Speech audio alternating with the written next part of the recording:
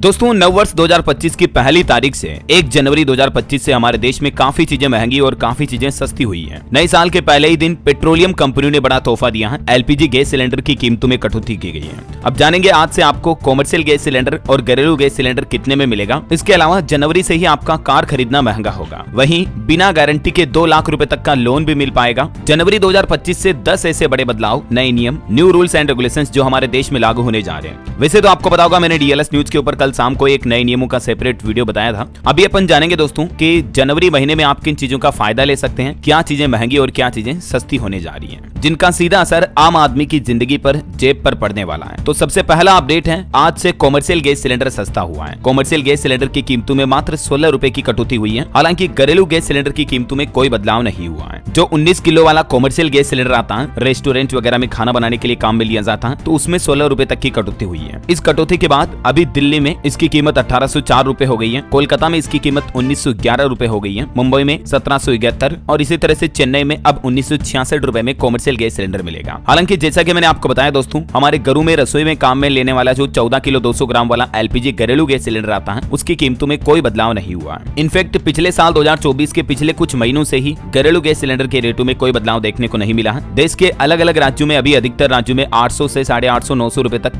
घरेलू LPG gas cylinder के rates चल रहे हैं। चलिए सस्ता महंगा पर अगला अपडेट आ रहा दोस्तों। अब आपका कार खरीदना महंगा होगा, क्योंकि नए साल 2025 से ही मारुति, हुंडई, टाटा, किया, एमजी मोटर्स समेत सभी तरह की ऑटोमोबाइल कंपनियों ने अपनी गाड़ियों की कीमतों में 2 से 3% और 4% तक की बढ़ोतरी भी कर दी है। ये इस टेबल में आप देख सकते हैं दोस्तों, किस किस कंपनी ने अपनी कारों की प्राइस में कितनी बढ़ोतरी की है। मारुति सुजुकी इंडिया की कारें आपको 4% ज्यादा महंगी मिलेगी। इसी तरह से महिंद्रा, टाटा और जेएसडब्ल्यू एमजी मोटर इंडिया की कारें 3% महंगी मिलेगी। किया मोटर्स ने भी 2% की बढ़ोतरी की है और हुंडई की जो कारें आती है, वेन्यू, क्रेटा वगैरह, सभी मॉडल पर आपको 25,000 रुपए तक ज्यादा काटने पड़ेंगे। चलिए अगला अपडेट है दोस्तों, बैंक अकाउंट को लेकर भी भारतीय रिजर्व बैंक आरबीआई की तरफ से कुछ नियमों में बदलाव किए हैं। नए साल 2025 में रिजर्व बैंक ने सभी बैंकों को यह आदेश जारी कर दिया कि जो डोरमेट, इनएक्टिव या जीरो बैलेंस अकाउंट हैं, उन्हें अब बंद किया जाएगा। 3 तरह के अकाउंट को भारतीय रिजर्व बैंक ने 2025 से बंद करने का फैसला किया। डोरमेट अकाउंट क्या होते हैं? ऐसे अकाउंट जिनमें पिछले 2 साल या उससे ज्यादा समय तक कोई ट्रांजेक्शन नहीं हुआ। इनएक्टिव अकाउंट जिनमें पिछले 12 महीने या इससे ज्यादा समय तक कोई ट्रांजेक्शन नहीं हुआ, निष्क्रिय रहने वाले अकाउंट भी अब बंद किए जाएंगे। और तीसरा जीरो बैलेंस अकाउंट, ऐसे अकाउंट जिनमें काफी लंबे समय से मिनिमम बैलेंस, जो मंथली एवरेज बैलेंस होता है, वो अगर मेंटेन नहीं किया जा रहा, तो ऐसे अकाउंट को भी अब बंद किया जाएगा। तो अगर आपका भी दोस्तों काफी पुराना बैंक अकाउंट है, तो उसे आप जरूर एक बार चेकअप कर लें, ताकि आपको अकाउंट बंद हो जाने पर किसी तरह की समस्या का सामना नहीं करना पड़ेगा। एक और नियम, अमेजोन कंपनी भी अपडेट लागू करने जा रही है, जिसके तहत दोस्तों नए साल 2025 से आप अपने अमेजोन अकाउंट के पासवर्ड को अधिकतम 5 डिवाइस में साइन इन कर पाएंगे, लॉग इन कर पाएंगे। पासवर्ड शेयरिंग का नियम बदलने जा रहा अमेजोन। अभी मौजूदा समय में अधिकतम 10 डिवाइस में आप अपने अमेजोन प्राइम या अमेजोन अकाउंट को लॉग इन कर सकते हैं,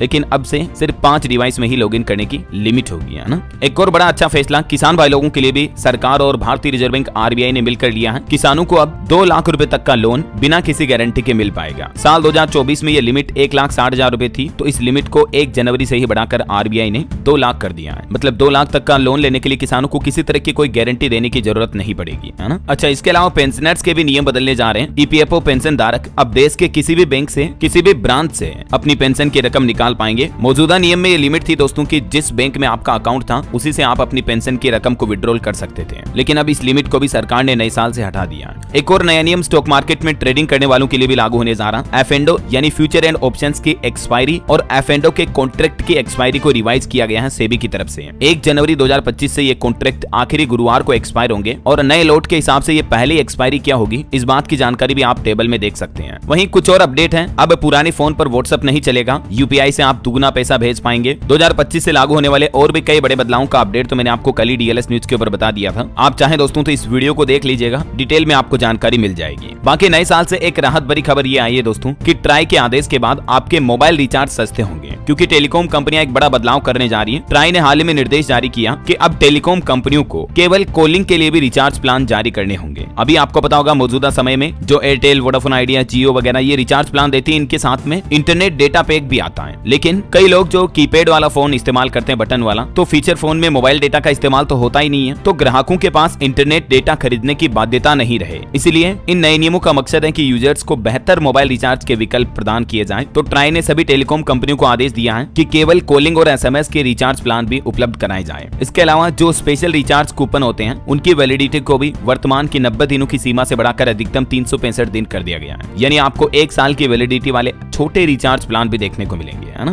तो ये एक अच्छी राहत की बात है दोस्तों, मोबाइल रिचार्ज प्लान सस्ते होंगे। इसके अलावा महंगाई को लेकर कुछ और झटके लग सकते हैं, जैसे एटीएम से पैसा निकालना महंगा हो सकता है, क्योंकि ऑपरेटर्स ने आरबीआई और सरकार से एटीएम ट्रांजैक्शन चार्जेस को बढ़ाने की मांग की है। वहीं 2 मिनट में बनने वाली आपकी मैगी खाना भी महंगा हो सकता है। जनवरी से इसके दाम बढ़ सकते हैं। मतलब एफएमसीजी से जुड़े काफी प्रोडक्ट महंगे हो सकते हैं। जैसे दोस्तों पार्ले जी बिस्किट खाना भी महंगा पड़ सकता है। कंपनी दाम बढ़ाने का प्लान कर रही है इस साल 2025 से ही। इसके अलावा हाल ही में आपको पता होगा साबुन, तेल, शैम्पू वगैरह, नहाने के साबुन, इनके दाम भी कई सारी एफएमसीजी कंपनियों ने बढ़ा दिए हैं और 2025 में इन चीजों में आपको और महंगाई देखने को मिल सकती है। वहीं दोस्तों नए साल से वाहनों की प्रदूषण जांच भी महंगी हो जाएगी। उत्तर प्रदेश की योगी सरकार द्वारा वाहन पोल्यूशन टेस्ट के प्राइस भी बढ़ाए जा रहे हैं, तो अब प्रदूषण जांच करवाना भी महंगा पड़ेगा यूपी में, है ना। और दोस्तों गाड़ी वाहनों की कीमतों में बढ़ोतरी को लेकर एक और अपडेट है। एथर, रीस्टा और 450 सीरीज के स्कूटर भी महंगे होने जा रहे हैं, यानी कि इलेक्ट्रिक स्कूटर खरीदना भी अब आपका महंगा होगा नए साल 2025 में। और भी सस्ता महंगा को लेकर क्या क्या न्यूज अपडेट है, विस्तार से जानकारी अभी मैंने 2-3 दिन पहले एक वीडियो में बताई थी। इस वीडियो का लिंक भी मैं नीचे डाल दूंगा, तो आप जरूर चेक कर लीजिएगा। और बाकी आज के ये लेटेस्ट अपडेट उम्मीद आपको जरूर जानने मिले होंगे दोस्तों। आप मुझे कमेंट करके बताइए कि आप कौन से राज्य में रहते हैं, ताकि मैं आपके राज्य सरकार की नई योजनाओं की जानकारी, नई स्कीम भी आपके मोबाइल तक पहुंचा दूंगा। बाकी इस वीडियो को लाइक और शेयर करना, डीएलएस न्यूज चैनल को सब्सक्राइब करके बेल आइकन जरूर दबा देना, रोजाना ऐसे इन्फॉर्मेटिव काम की जानकारियां देखते रहने के लिए। आप सभी भाइयों बहनों को नववर्ष 2025 की ढेर सारी हार्दिक शुभ मंगल कामनाएं। आप अपनी जिंदगी में दिन दुगुनी रात चौगुनी तरक्की करो। इन्हीं शुभकामनाओं के साथ दोस्तों विदा लेना चाहूंगा। ख्याल रखिएगा अपने आप का, अपने परिवार का। जय हिंद, जय भारत, वंदे मातरम।